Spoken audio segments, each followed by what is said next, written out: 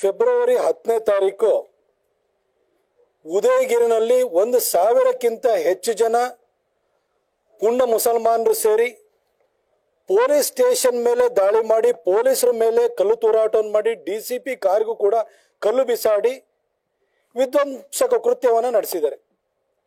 ಇದರ ಬೆನ್ನಲ್ಲೇ ಮರುದಿನವೇ ವಿರೋಧ ಪಕ್ಷದ ನಾಯಕರಾಗಿರುವಂಥ ಆರ್ ಅಶೋಕ್ ಅವರು ಸ್ಟೇಷನ್ನಿಗೆ ಭೇಟಿಯನ್ನು ಕೊಟ್ಟು ನಾವೆಲ್ಲ ಸ್ಥಳಕ್ಕೆ ಹೋಗಿದ್ದೀವಿ.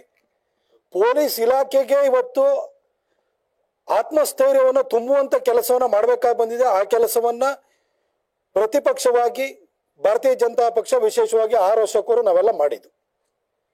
ಈ ಘಟನೆ ನಡೆದು 2-3 ದಿನ ಆದ ನಂತರ ಸ್ಥಳಕ್ಕೆ ಭೇಟಿ ಕೊಟ್ಟಂತ ಜಿ ಪರಮೇಶ್ವರ್ ಅವರು ಪೊಲೀಸ್ ಇಲಾಖೆಯನ್ನೇ ದಾಳಿಯ ಕೇಂದ್ರವನ್ನಾಗಿ ಮಾಡಿಕೊಂಡಂತಹ ಪುಂಡ್ರ ವಿರುದ್ಧ ಕಠಿಣವಾದಂತಹ ಕ್ರಮವನ್ನು ಕೈಗೊಳ್ಳಿ, ಎಲ್ಲರನ್ನ ಹೆಕ್ಕಿ ತೆಗೆದು ಅವ್ರನ್ನ ಅರೆಸ್ಟ್ ಮಾಡಿ ಅಂತ ಹೇಳಿ ನಿರ್ದೇಶನ ಕೊಡ್ಲಿಕ್ಕೆ ಬಂದಿದ್ದಾರೆ ಅಂತ ನಾವು ಭಾವಿಸಿದ್ರೆ, ಆದರೆ ಪರಮೇಶ್ವರ್ ಅವರು ಪೊಲೀಸರು ಇನಿಷಿಯಲ್ ಆಗಿ 16 ಜನ ಬಂಧಿಸಿದ್ರೆ ಅದ ನಂತರ ಯಾರನ್ನ ಬಂಧಿಸ್ಬೇಡಿ ಅಂತ ಹೇಳಿ ನಿರ್ದೇಶನ ಕೊಡ್ಲಿಕ್ಕೆ ಬಂದಿದ್ದಾರೆ ಅನ್ನೋದು ನಮಗಿವತ್ತು 10 ದಿನಗಳ ಆದ ನಂತರ ನಮಗೆ ಸ್ಪಷ್ಟವಾಗ್ತಾ ಇದೆ.